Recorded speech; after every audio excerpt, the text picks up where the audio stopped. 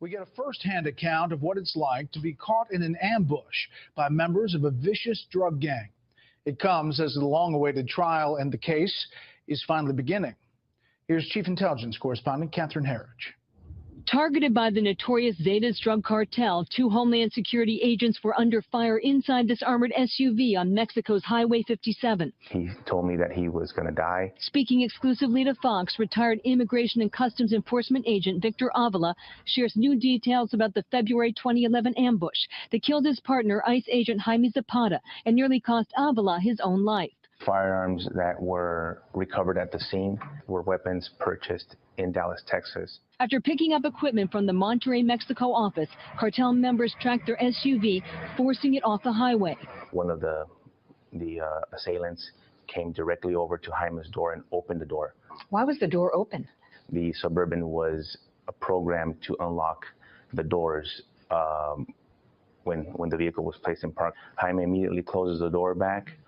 We start hitting the lock buttons. And in the process, the frantic agents may have hit the window button.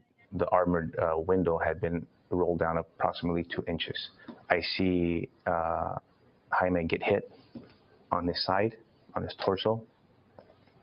Very chaotic. I was shaking him. I remember even slapping him at times to keep him awake. I told him that he wasn't going to die, that I was calling for help. Avila's wife, Claudia, worked at the U.S. Embassy in Mexico City when the call came in. I'm thinking it's him on the line, and people are now holding me down, telling me, calm down. After medical treatment, Avila says he felt unwelcome by the agency and left government service, as his search for answers uncovered undeniable facts. Avila says his supervisors discarded the security warning that prohibited travel on Highway 57. Is this like a smoking gun? It states clearly that you're just not allowed to travel on that because of the high level of violence. And these government records show at least one weapon came from Texas. Avila believes there is a connection to the 2010 murder of border agent Brian Terry. It goes to show that the weapons were so widely dispersed to the cartel members that the U.S. government had no idea where these weapons were. This week, Avila testified at the district court in Washington, D.C. against 2 cartel members charged with Zapata's murder and Avila's attempted murder. And now he's calling for congressional action. In Washington, Catherine Herridge, Fox News.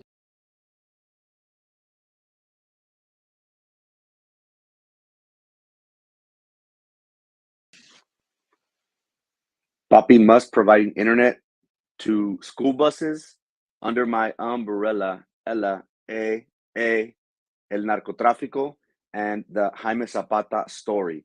It is Monday, September 26, 7:20 a.m. This is Good Morning Brownsville, and my name is Frankie Olivo. Now, you and I can agree that the Super Bowl is more like a holiday. We have many many employers that don't go to work on that Monday. It is kind of like a holiday for many of us.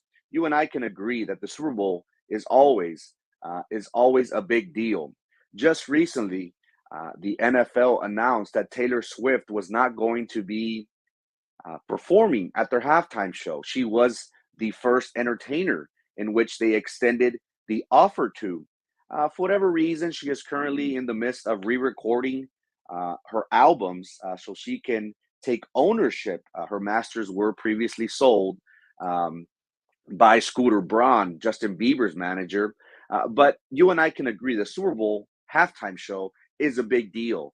Last year, everyone was going crazy when Dr. Dre, Snoop Dogg, Eminem, 50 Cent, Mary J. Blige, hip-hop was on the biggest stage. And everyone, just about everyone, watches the Super Bowl.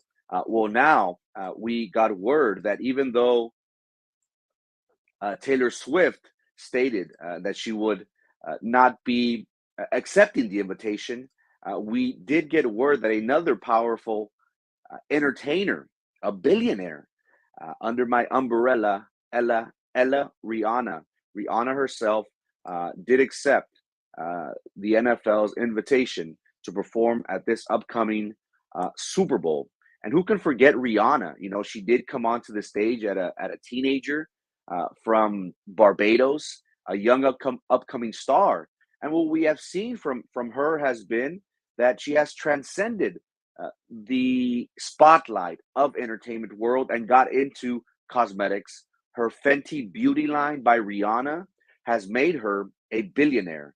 So this is a powerful figure in the industry and now in the beauty cosmetic industry. It is going to be interesting to see if she invites other entertainers to perform with her. My personal favorite was 2 years ago.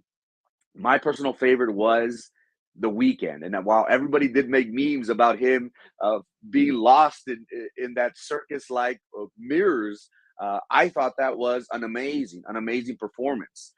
There have been has Metallica performed, Martinez? I'm trying to remember.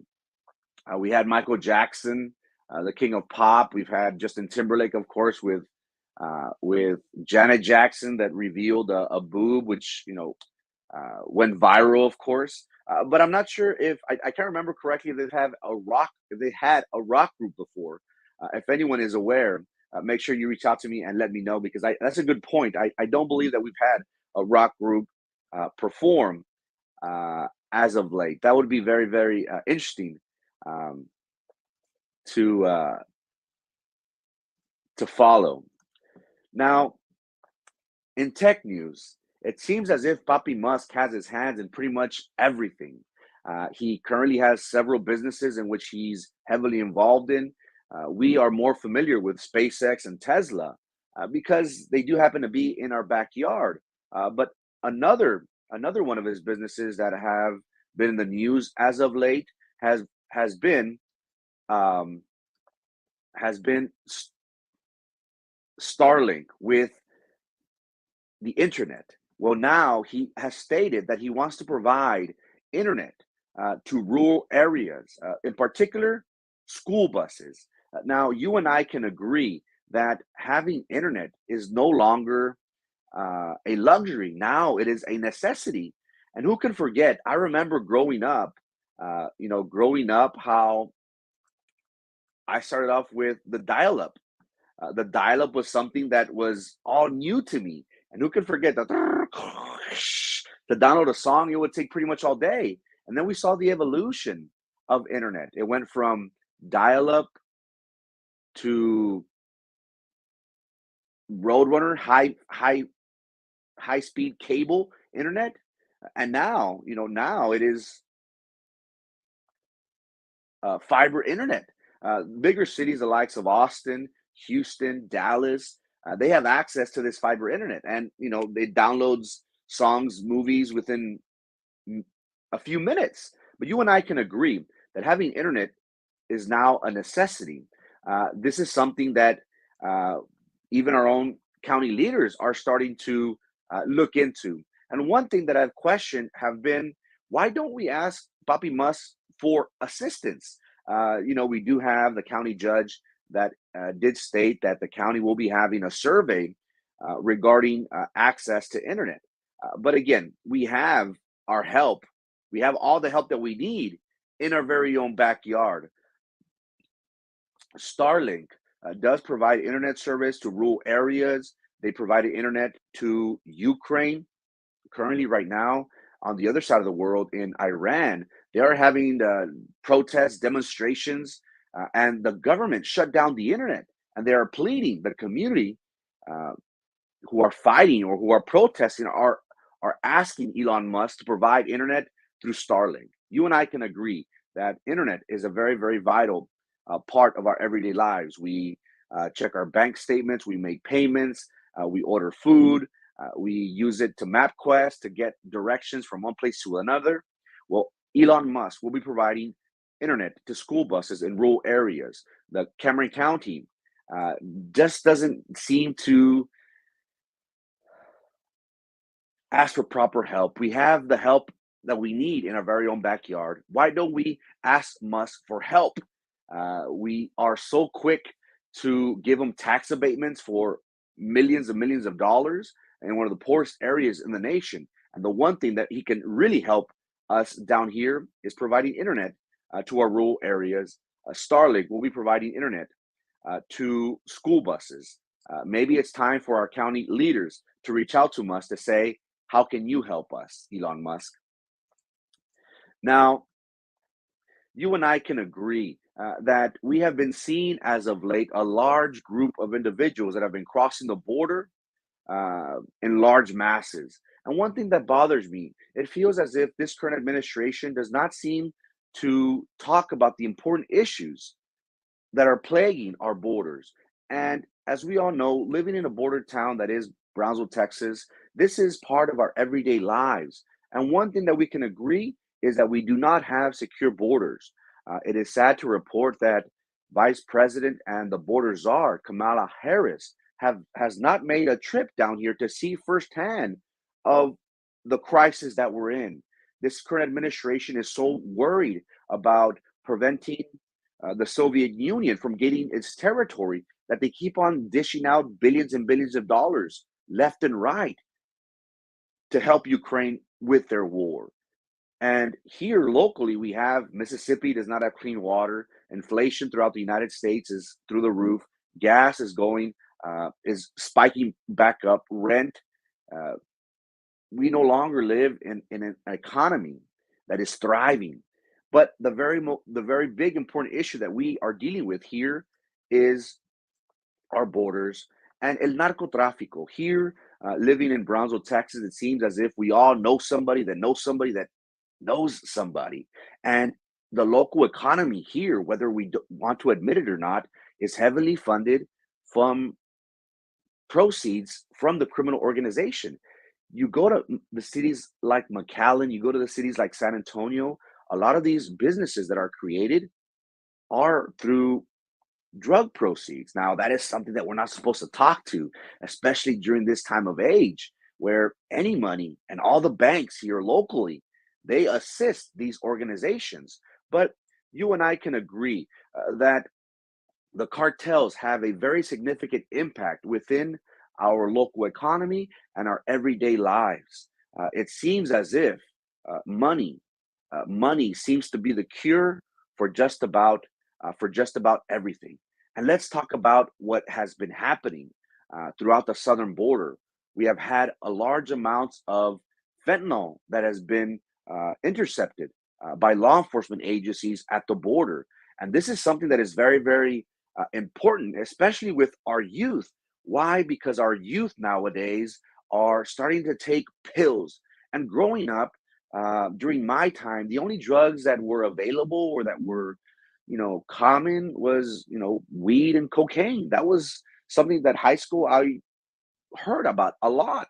Now whenever we talk to our youth, we're starting to hear these hardcore drugs.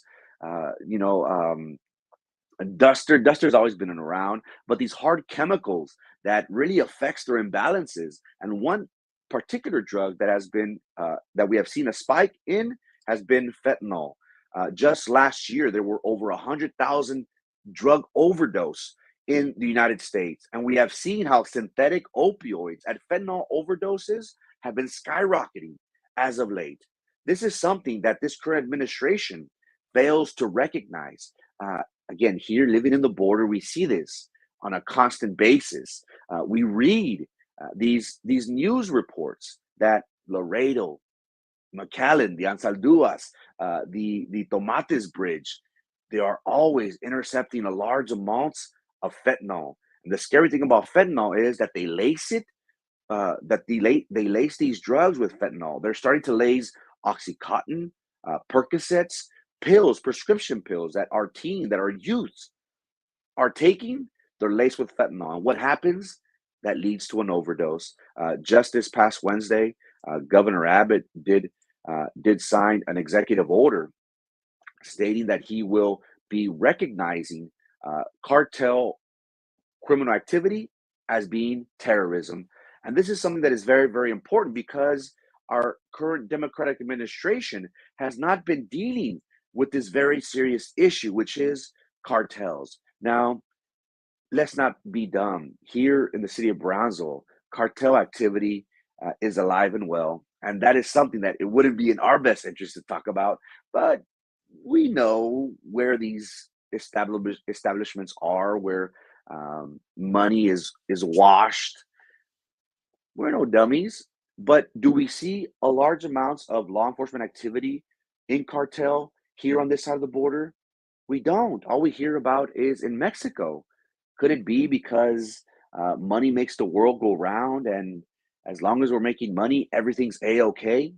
Well, now in the state of Texas, cartel activity will be recognized as terrorism. And as we saw, whenever you're classified as a terrorist, they throw the book at you. That's easily a way to freeze your bank accounts and make sure that they instill the fear in these individuals. Because if you get arrested, if you get caught and are labeled as a cartel member, and you're labeled as a terrorist, that is something that should uh, persuade individuals not to take part of these activities. But as we all know, money makes the world go round, unfortunately. Now, we started off today's show highlighting the events which led to the death of a special agent, Jaime Zapata. Jaime Zapata is a resident from the city of Brownsville. And who can forget back 10 years ago when we heard of this tragic event where he was coming down from Monterrey along with a colleague of his, and he was intercepted by cartel members. And he was in a suburban with government diplomatic plates. Uh, the cartel thought that that they were rivals, and as you all know, uh, the vehicles that are stolen on this side of the border and taken to the other side are generally uh, pickup trucks, 4x4s, Suburbans, Tahoes, uh, vehicles that allows for them to pack them up with 8 to 10 of their soldiers. Well, Jaime Zapata was on this mission to deliver documents, to deliver something from Monterrey down to its destination. They were Jaime Zapata and the vehicle was shot over 20 times. The sad thing about it is that the individual that he was with survived, and he stated that he felt that the agency, the law enforcement agency, um, at the federal level, did not provide proper assistance. That the investigation was not thorough, and this is because of something that many say that was a cover up by the United States government. Now, I'm a big conspiracy theorist, and my friends always make fun of me. And they say, "Frankie, estás loco. All these things you read and all these things you talk about, they just don't make sense, my man." I am one that loves to question everything. I do not trust my government. I feel as if they sugarcoat things. They do the squirrel tactic where, oh, look at that. And over here, they're stealing money.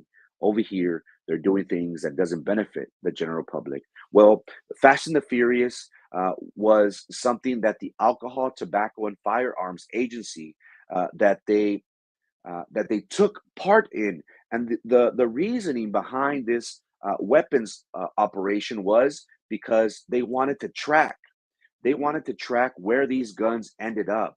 Now, you and I have a general idea of how the federal government, the feds, how they work at the DEA, FBI level. They have a lot of informants. They have a lot of human sources within these criminal organizations, and this is how they get vital information.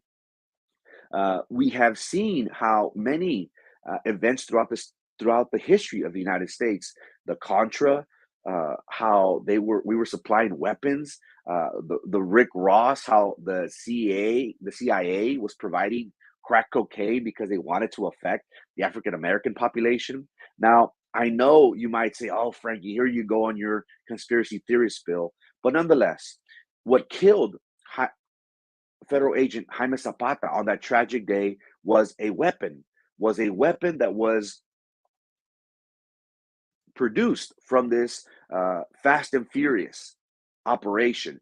And the government wanted to see who was dealing this, because the way it works is people go to these gun shops and they buy large amounts of ammunition, large amounts of weapons to cross into the border. And the government, whenever they make large purchases in large amounts, they start tracking them, they start tracing them. Well, that was the purpose for these weapons. They wanted to see exactly where they ended up. And unfortunately, this happened to take the life of Jaime Zapata, who is from Brownsville. And on that tragic day, it was interesting to note that these government agencies were in a bulletproof vehicle, but nonetheless, they were still these bullets from these high assault rifles, automatic rifles, were able to penetrate. There was some questions as to, the mirror was open. Some say that the agents accidentally lowered it when they were trying to lock the vehicles. But nonetheless, Jaime Jorge Zapata was 34 years old, and he died from 5 bullet wounds to his legs and his stomach. Victor Avila, who did come on when we started this show, he did receive gunshots in his arms and his legs, and even in his testicles. The interesting thing was that he was still able to survive, and this has been very interesting because here in the city of Brownsville, we saw the impact that it had mainly on the family. And I was hesitant to even post these pictures just because this is a very tragic event. But I want my community to know what someone from Brownsville, a federal agent, what he went through on that tragic day. And you and I can agree that the government will always find a way to cover up things. Now, the interesting thing about all this story, ladies and gentlemen, is how the family did not find closure until recently. It was sad to learn that even though that Jaime Zapata was killed in the line of duty, the federal agency did not pay for his funeral. His family was not given those gratuity benefits in which all law enforcement officials are set to receive. Now, I'm not too knowledgeable in that, but I know they do have, like here locally, and it might be different at the state and federal level, obviously. But whenever an officer is killed in the line of duty, they have where his family receives a check, receives some sort of compensation. And if a person dies in the line of duty, well, we understand that their funeral is paid for. Well, it's sad to report that this federal agent from the city of Brownsville, his family, his very own family, had to put the bill. And if you want to know what happened to what outcome this brought, well, those individuals that were charged with his murder, well, ultimately their convictions were dismissed, which caused an uproar. And the reasons behind it were that this incident happened outside of the United States. But again, what message are we sending the terrorist cartel? And we just talked about in the previous segment about how cartel members are alive and well here in the city of Brownsville and in the state of Texas. But since that tragic day in February 2011, we have seen how the city of Brownsville has honored our slain federal agent. Jaime Zapata does have a road here in the city of Brownsville, which is very, very busy and highly trafficked area. We do have the Jaime Zapata boat ramp located for our local fishermen. But one thing that bothered me was hearing about his family. Losing someone in that manner, losing someone, period, is tragic. Losing someone working for the federal government, you would think that they would do everything possible to make sure that they take care of one of their very own, especially whenever he was on duty, whenever he was killed by the cartel. Well, the federal government for 11 years did not honor this federal agent by giving him, his family, those benefits that he so desperately needed. Well, here comes our Congresswoman, Mayra Flores. She recently announced that with the help of the family, she was able to give the family what they so desperately deserved, the gratuity benefits. that the family was in search of. Now, the interesting thing, ladies and gentlemen, is that there's no way that we can give this family peace. We can't give them their son back. That is something that we just can't do. No matter how much we say, I'm sorry, we feel for you, the family doesn't care. The family felt disrespected by its very own government when they did not want to pay for Jaime Zapata, a Brownsville resident's funeral. Don't you think that's a slap in the face? This man took an oath to protect his country, and he did that to his best of his ability. And then he was killed in the line of duty in Mexico, and the family was not awarded these benefits. And the interesting thing was that the Zapata family said, you know what? My son that was killed was a pawn for the government. She stated that in November 2021, President Joe Biden signed the Jaime Zapata and Victor Avila Protection Act, which made it a crime to attack agents overseas. However, there's the interesting part. However, none of the Zapatas or Avilas were invited to the signing of this ceremony. Is this a political ploy from our federal government that they're using the tragic events that happened to Jaime Zapata? It is very important for us to recognize a federal agent that died in the line of duty. I am proud to say that this federal agent finally and his family finally got some peace from our Congresswoman Mayra Flores, and what caught my attention was what the mother stated. Mary Zapata, Jaime's mother, released a statement saying that Mayra Flores accomplished more for my family in 6 weeks than others have done in more than 11 years. My son, Jaime Jorge Zapata, lost his life to keep our Rio Grande Valley community safe. Mayra Flores' dedication to honor his service helped us receive his death gratuity benefits. It is most appreciated.